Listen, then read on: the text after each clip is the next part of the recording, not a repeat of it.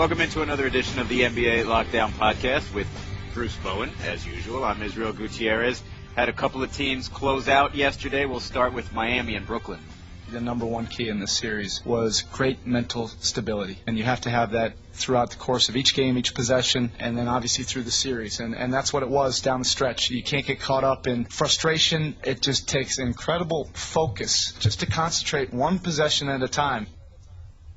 That was Eric Spoelstra after his team eked out a 96-94 series clincher against the Brooklyn Nets in Miami. I was at that game, Bruce, and you had the feeling that, this would sort of fall into the what in the world's going on in these playoffs category because, we both said we felt like Miami and San Antonio would close out. There was zero indication that Miami, given those first two games in Miami in this series, how they pretty much, I wouldn't say dominated, but convincingly won against Brooklyn, that this would be, kind of a no-brainer. It would be an easy closeout game for Miami. And yet, there was Brooklyn up 9 in the fourth quarter a few times, and Joe Johnson just going off. Not sure, what you thought of how that fourth quarter went, Bruce, but that was Spoelstra talking about the mental stability or the mental strength that it took to get past Brooklyn in this series. And it really came down to that down the stretch there. It was pretty impressive how Miami was able to piece together exactly what they needed to win this game. Well, and I feel like a lot of times when Eric Spoelstra talks about the mental fortitude of a team, it's such a hard description of what truly goes on. I think that when he speaks of the mental toughness and the mental fortitude of that group staying the course, is when things aren't going your way, you're still positive in the fact that, hey, I can still turn this around as long as we stick to our principles. You got to give credit to Brooklyn. Brooklyn they have nothing to lose. They're on the road. They're facing an elimination game. They're going to play with a different type of ease as compared to the team that should win the game because of what media has said, because of the history of the game. So history says 3-1, you should win. And they hear it all day. They hear what the press is praising them because of their standings. And so sometimes you get a letdown because guys, they fall into looking at that stuff. That's not the case for Miami. They played the game that they were supposed to play. And sometimes it's a lot more difficult than people give credit to. And that's the whole deal of staying focused. And we talk about 48 minutes. 32 seconds to go in the game is when they finally took the lead since early in the game. So I think that's the ultimate indicator of when a team is focused and have the mental fortitude to get through whatever it is in order to gain the victory. Bruce, you've covered Joe Johnson before, right? Absolutely. Has he ever gone off on you? Like, have you ever had one of those stretches against Joe where he's just hitting everything and you really can't contest too much because he's a little shifty and, you don't really know where he's going? How difficult has he been, or was he for you at times, to defend individually? Well, he was different then, Izzy, as far as I caught him, of course, in Phoenix and the little time he spent in Boston. But it was more or less over the past 5 seasons is where he's really started to take on a different take on the offensive onset of what he's able to do. Before, he would just try to pound it. He gets in the paint, we had a double team coming. But when he's out on the wing, he has the skill set of a guard, but he also has the post-up game of a big man, and he's so much bigger than other guys where he can utilize that size and weight against them. So you see him, banging with LeBron, it's like, wow, look at these two grown men, fighting for position for different plays. But the thing that I think stood out more than anything else in this game, Izzy, is that if there's anything that anyone can build upon from this game for Brooklyn, is that Joe Johnson should be their go-to guy, no matter what. I mean, late game situation, Jason Kidd has already said that he'd rather have the ball in his hands than anyone else's. No disrespect to the others, but there's just a calm about Joe. You never really see him get too animated during the course of games. That's his personality. Even though yesterday he got a little flustered on the block where LeBron James gets a block where there was a lot of contact before he went into the move, but it wasn't until after the move and after the shot is blocked he's looking for a call. But other than that, he utilizes his size and he can dribble. He gets to spots really well, and he has a quick release. Actually, Joe said after the game that was just good D by LeBron. Maybe he was, trying to, get some sympathy from the refs, but for the most part, or working on a future call. But he said that was good D, and that was the start of what LeBron, the final couple closeouts, the final couple possessions where he limited Joe Johnson. But I don't remember anybody just having a little bit of a stretch against LeBron the way Joe had last night. I mean, it was about as good as I've ever seen anybody. Like I said, I don't think I can remember anybody else having that type of stretch. It was only, a 7-point stretch, but it was a couple of just tough 20-footers with LeBron in his face, and he had another 8-footer for an and one, and it was, you started to say to yourself, man, Joe's not going to let this team lose. LeBron, Dwayne Wade calls him the closer on defense, and LeBron had no shot, it felt like, for a few possessions there against Joe. But then it started to turn around, and this is what, you start to look at the way things happen for a team, and it almost feels like, the basketball gods were working in their favor, because you got Teletovic with a wide-open three-pointer. I mean wide open, and he missed it badly to the left of the rim. And then Dwayne gets the rebound, gets all the way to the rim. Teletovic helps really hard at the last second, and if there's a still frame of this shot, it's basically Dwayne Wade with his eyes closed, looking to the left, passing around Teletovic on the right, and just throwing the ball in that general direction. And that's when LeBron kind of gathers the ball inside the arc, comes back beyond the arc, and nails a three. And then all of a sudden, with 2:47 left, Miami's only down 5, and you're thinking, all right, there's no way the Heat's going to lose this now. And then, what do you know? They get a missed Paul Pierce jumper over Ray Allen, by the way, who was out there on the floor defending. Even though Brooklyn was picking on him on the defensive end, he forces a miss, but then it's a Kevin Garnett rebound, and then another miss from Paul Pierce. And then, you have everything else going. Dwayne Wade makes a 2-point shot off of a weird, awkward sort of rolly pass from Mario Chalmers.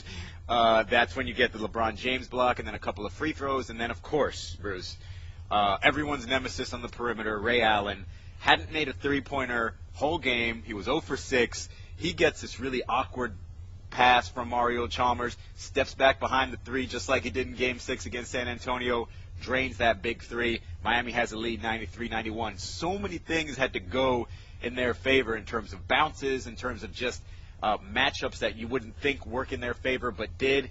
And then, you saw how that game closed out. That was, that was sort of hearkening back to old closeouts where Miami had, the Game 5 in Chicago in 2011 where they had a 12-point deficit with 3 minutes left and erased that and went on to win that and go to the finals. And then there was last year, of course, in Game 6 where LeBron, without a headband, went all beast mode on San Antonio, and then you get, of course, the Ray Allen three, and we all know how that one ended.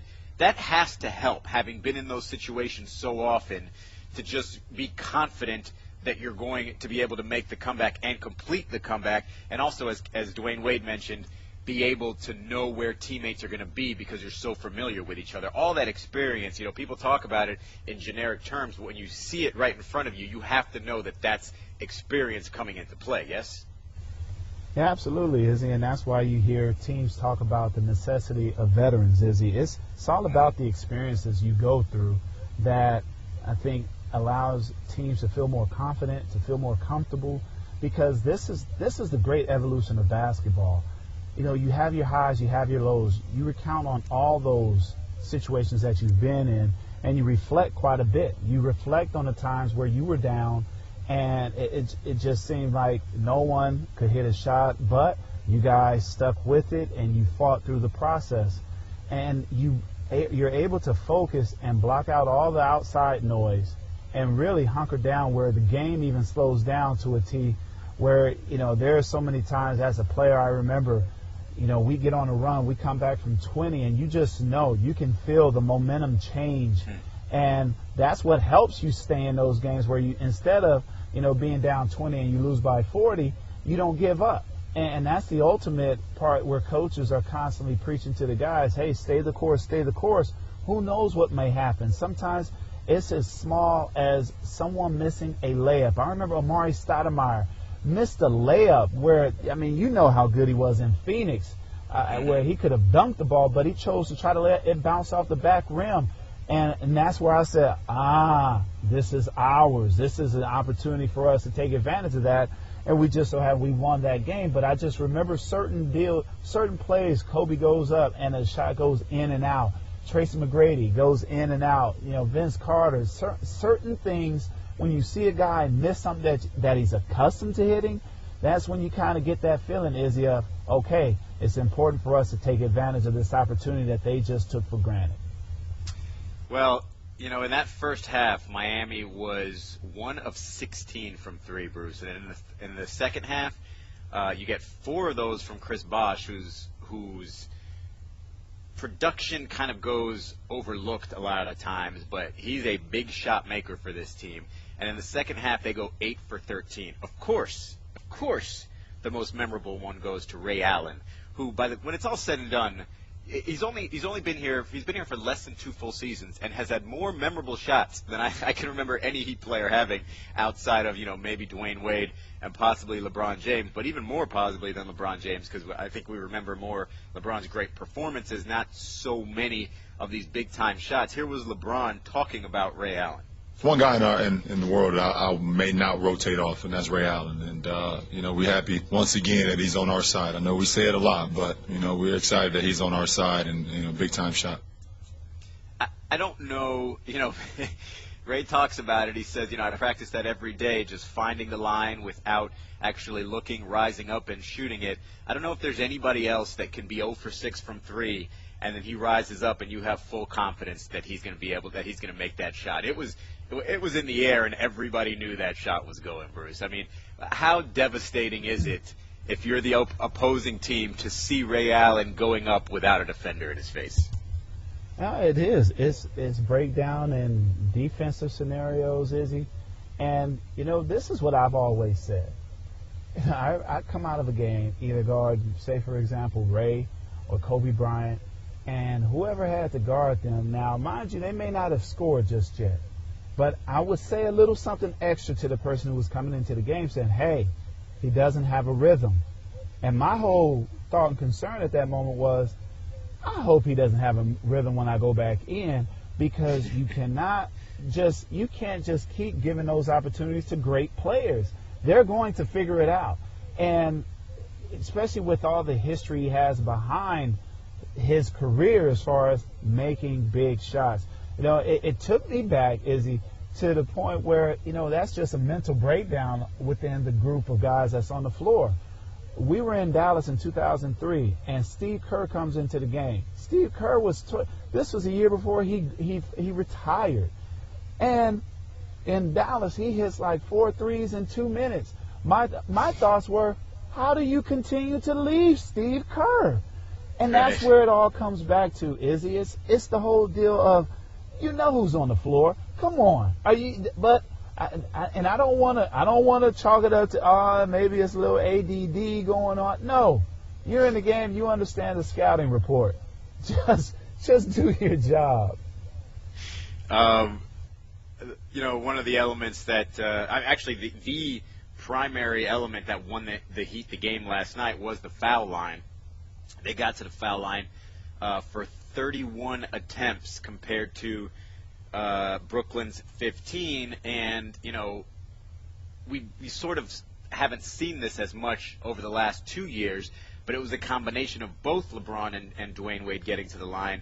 LeBron 15 of 17 to make up for, you know, a less than spectacular 6 of 14 shooting night from the floor, and Dwayne was a perfect 8 for 8 to complement his 10 of 18 from the floor to give him 28 points, which is a playoff high for this season. That 29 of 31 shooting from the free throw line was the second best shooting percentage in the playoffs in the Big Three era. Now, speaking of Big Threes, Paul Pierce was once a member of a Big Three in Boston, and he's now going into a free agency year. You know, he got traded to Brooklyn, looking to make one title run with a team that, you know, was probably not exactly fit yet, even though some people thought they were going into the season. to make a title run. He's now a free agent. Bruce, here's Paul discussing his future after the game last night. I haven't really put no thought into it. I put my whole focus into this season. I know it was my last year of the contract. I'm going to sit back and see what's best not only for myself but my family. Do you still want to play? Yeah, I think I still have something in the tank I can give a team. Maybe 1 or 2 at the most. Now, Paul's obviously not sure what's going to happen next year. He says he's got another year or 2 left in him. Here's an intriguing idea, Bruce. What do you think about the idea of him teaming up with LeBron in Miami? They go through each other. They have to go through each other all the time. It feels like no. Listen. Okay, like we really thought Ray Allen was going to be down here. I think it's a little bit blasphemous. Like I don't think either of those two guys would want to be teammates necessarily. But you just don't think Paul would ever just sort of give in and be like, fine, I'll go be teammates with LeBron, right? Like he's got too much pride for that.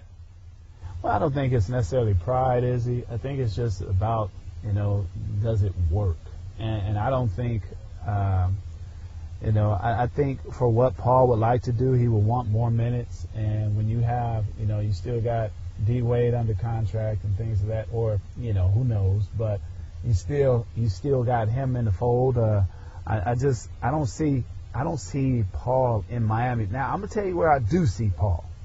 Uh-huh. I could see Paul out there in Los Angeles playing his final 2 seasons at home. He's from L.A. or Inglewood, and where he used to sneak into games at the Forum to watch the Lakers. I could see him actually going out there and getting a chance to play and do stuff out there along with Kobe Bryant. Look, it's the obvious answer is it's going to be one of those 2 LA teams because it's his home and it's, the Clippers in terms of the more competitive team ready to win a championship sooner, or the Lakers just because, hey, I'll be in a Laker uniform, probably grew up watching the Lakers. But given that he was a lifelong Celtic, at least for the first part of his, most of his career, I wonder if he'd even want to be a Laker. So I'm guessing it would be a Clipper, if anything, to go back with Doc Rivers. That would be the one that makes the most sense. But, they'd have to find a way to sign him. He'd probably have to sign for a pretty small deal. But, hey, he's at the point in his career where that's probably what his value is. But just throwing it out there, Bruce, just saying, it's a possibility that he would consider coming down and matching and, getting back with Ray, teaming up with LeBron. And, yeah, no, I'm just kidding. It just doesn't sound right. It would be terrible. Let's move on to San Antonio and Portland, shall we? Well, he's a young kid, and he wants to please. He's a hard worker. Whenever he just plays freely and takes what comes, catch it and shoot it, catch it and drive it, don't think about it. Don't try to make a great play, just play the game. Then we get a game out of him like this. And it's becoming more and more this kind of game than the deferred kind of game. So he's doing a fine job. That was San Antonio coach Greg Popovich, your coach of the year, after his San Antonio Spurs completed the gentleman's sweep, winning 104-82, winning that series 4-1. They had a 3-0 lead, lost one in Portland, closed it out back home in Game 5. A couple of areas of concern. Well, one area of concern is Tony Parker left the game early with tightness in his hamstring. His teammates seem to be confident he'll be fine and ready for that first game of the Western Conference Finals against either the Thunder or the Clippers. But in the meantime, guys got to work without Tony on the floor for other than 10 minutes. And that's who Greg Popovich was talking about, was Kawhi Leonard in that clip. Kawhi finished with 22 points, 7 rebounds, 2 assists, 5 steals. And it's that type of consistency or more of that type of game and consistency that you're seeing from Kawhi Leonard that Greg Popovich is excited by. Against Portland, his 5 games, 16 points, 20 points, 16 points, 11 points, 22 points. And, at least 7 rebounds in 4 of those 5 games, and only shot, twice shot less than 50%, but one time was 8 of 9, another time 9 of 15. So you, Bruce, have talked about this before, and sometimes Kawhi kind of disappears in stages of the games just because he doesn't assert himself, not because he's afraid of a moment or anything. But when you see this type of consistency from Kawhi, do you see him sort of getting closer and closer to that, finals mode he was in last year where he was just kind of a beast? I do, Izzy. I've seen the process of Pop really staying on him and telling him how important it is for him to not necessarily defer to Tim, Tony, or Manu, because it's so easy to do, because that's the foundation. And first thing, guys don't want to disrupt things like that, but he has the total backing of those guys to say, hey, man, you know, you're younger. You have an opportunity to really affect the game where we can't anymore, and add to what we're doing even right now. So I think this series, you saw a chance where now he has an opportunity to really, you know, get involved and do things on both ends of the floor. I know that, you know, in the Dallas series, it kind of, you know, trying to guard, you know, Monte Ellis, Dirk Nowitzki at times, you know, different guys. He got in foul trouble a lot. I thought that was a series for him where, you know, the next series he realized how important it was for him to be on the floor. So he couldn't necessarily possibly gamble as much. So you go into the Portland series, and now it's like a rebirth because he's not in foul trouble. He's actually, you know, having an opportunity to expose certain mismatches on the floor. There would be times where Webster would guard him, and he was able to go ahead and put him on the block, or even Damian Lillard, you know, whereas before if he had a switch, he'd just kind of float to another spot on the floor and say, okay, Tony, go ahead, do your thing. And that's what you need from him. You need, because now it gives you another option on the floor as far as you don't know who's going to attack. When you have all the other guys attacking the basket as well, you never know exactly where production is going to come from, but he was very consistent in this series. And this is where you see the process of guys growing. It started in the finals last year. Now it's a big focus for Greg Popovich is to get this young man to a point where he's comfortable being in that limelight. Well, I know he's comfortable on the defensive end, and it showed definitely in that series against Portland with Kawhi as a primary defender. In the Portland series, only allowed 5 points, per game, allowed 30% shooting, and forced 3.2 turnovers a game, including 6 in that Game 5 victory. Now, Bruce, any concern on your end about Tony Parker and his health? Because you know, he can play through some injuries, but the hamstring is a tricky situation. Is he able to go, do you think, full bore? Do you think he's able to go, you know, full strength in that Western Conference Finals whenever it starts? Well, he's going to have to. He don't have a choice, is he? And the thing that worries me most is it's the type of injury. We didn't talk about him possibly rolling an ankle where he can ice it all night and get massage therapy on that foot or what have you. But when you're talking about the hamstring, I remember Dan Marley. That's how I got an opportunity to play in Miami my second go around, is that Dan Marley, he pulled his hamstring in the middle of a warm-up, and so at practice. So it's hard to tell and it's hard to gauge. You don't have players out there playing half speed. All they know is to go hard. And if it's either Chris Paul or Russell Westbrook, Tony has to be 100% in order to be effective.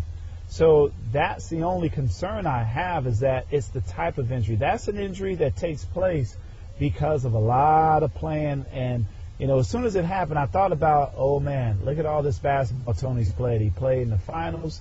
He played represented his country. And prior to that, he played long into the season and also did some stuff for France. So it's truly about the rest and Tony being able to recuperate from all the basketball he's been playing over the past 5 years. Yeah, I remember that Dan Marley injury, actually. I think that was my first year covering the team, and he was out for a while. You know, he was older by then, so it took him a while to recover from that hamstring pull, but it was more significant than the Tony Parker one. But, you know, good for you. I know you had somebody in there really needling his hamstring so that he can tear that thing and give you a chance to play, but well done on That's your part. So wrong, and so wrong. And I'm going to play this soundbite, Bruce, just because, you know, anytime Kawhi Leonard actually speaks, I think people need to listen. I think it was timeout. They said Tony went in the back. I just knew I had to, you know, step up or, you know, just do something out there. I knew Patty was going to come in and also be aggressive, so I just had confidence in myself and in Patty and the rest of our teammates that we could get the job done without him. Now, Bruce, you've actually heard Kawhi Leonard speak in person. Can you confirm that that was him? that a yes? That was definitely him, yes. All right, good. That's all we need to know. We're going to take a quick break here. When we get back, we're going to discuss a new face in a surprisingly new place. Coming this summer, the 2014 FIFA World Cup from Brazil. Every goal. The shot, Donovan scores! The USA leads by 2! Every save. Here's Germany up, Steele, closer. In the box, the shot is stopped. Every match. Wherever you are this summer, take the FIFA World Cup with you. It's on ESPN Radio and the ESPN Radio app. It's a very good roster. It's a young roster. It's a talented roster. I think it's a roster that's improving defensively. So you got an excellent roster, a great city. Right now they're playing in a building that's a fun building to play in. You know, I think it's a can't miss. Steve is from California. He's a very, very talented guy. He's tremendous in terms of relating with people. I think he'll do very well. That was PJ Carlesimo on SportsCenter discussing the move that stunned everybody yesterday. Steve Kerr spurning the Knicks and Phil Jackson, his old coach, for the Golden State Warriors. Now, when you start to recognize his personal situation, which includes his daughter playing volleyball at Cal Berkeley, you know, his home base being in San Diego, you know, he's got other family members on the West Coast, still in Southern Cal, so it's a short flight. It seemed like, you know, more of a pull for him to go to the Warriors. And then you just look at the situation with the rosters, you know, the Knicks being sort of starting from the bottom, and the Warriors, you know, we're going to go into next season with high expectations because you still have Steph Curry, you still have Klay Thompson, David Lee, Andre Iguodala, Draymond Green, Harrison Barnes. I mean, you've got a really strong core there, and a team that, you know, could make a run to a conference finals next year. Who knows, maybe an NBA finals with the right personnel moves. So, Bruce, as much as it caught you by surprise, which, you know, don't deny it, I know you did get caught by surprise, how much sense does it make to you to have Steve Kerr going to Golden State? It makes a lot of sense. But, yes, I was caught off guard. I thought the New York deal was everything but done, obviously, with the signature. But, you know, I do get it. He's going to a more established team. You start thinking about the pros and cons of this decision, and that's where that's immediately what I did once I saw that Steve, you know, chose to go Golden State route. You know, you have an established group, and Andrew, you have members on this team that's been out of the playoffs the past 2 seasons. Last year, you lost David Lee in the playoffs, then you lose Andrew Bogut. I think Steve, understanding the game, I mean, he's been a GM in Phoenix during their time where they were really good and competitive. He was a GM there. And the fact that he understands the game, he follows the game, he's around the game, I just think that you couldn't get a better individual, especially as someone who understands the culture of the game. I remember Steve was the kind of guy that's able to just fit in any situation, any room, under any circumstances. He was okay with who he was, and he was able to bring something different out of others. I remember with Steven Jackson, you know, at our parade, you know, before, you know, Steven Jackson would wear all the jewelry and things like that, show all his diamonds, and Steve did one better. He brought his Chicago rings, and he came up to Steven Jackson and was like, "Oh, you think you got bling bling? Well, check this out, young fella."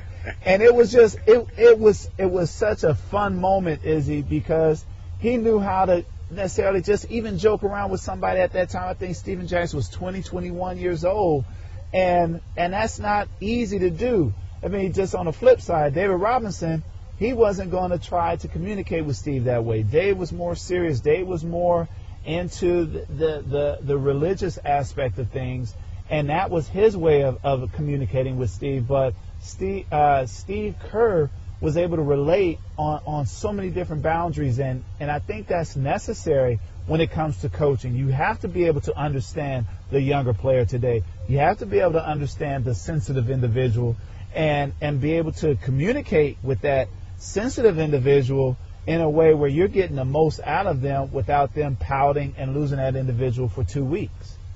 Yeah, it seems like his strengths are just an ability to relate to players. You know, he's got a high understanding of the game from what people say and what you can just hear from him on television as an analyst with TNT. I'm curious. I don't think he's going to try to bring a triangle offense to that particular team. The makeup just doesn't seem right. I would think he'd go with more of a Popovich style, just kind of open, spread the floor, do a lot of the things they're doing in San Antonio now. With you have a quality point guard like Steph Curry. You know, he's not similar to Tony Parker in terms of his strengths, but he can run that type of offense. He's a great passer. Obviously, can pull up and hit if guys cheat off of him on a screen roll. So I think anything more of the teamwork type of situation rather than a lot of the individual ISOs that people were kind of maddened when they watched Mark Jackson's offense with that team. I think you're going to see more of a ball movement, player movement type of offense from Kerr. I thought the best part, about this was listening or reading Steve Kerr talk about saying no to Phil Jackson. Like, that had to be the most difficult, agonizing decision. I remember a couple of times I said I was being courted by the New York Times when I was at the Miami Herald, and a couple of situations just were slightly wrong, right? Just slightly wrong, didn't feel right. And so I said no to the New York Times actually twice, and both times I said to myself, who does that? Like, who says no to the New York Times? I'm such an idiot.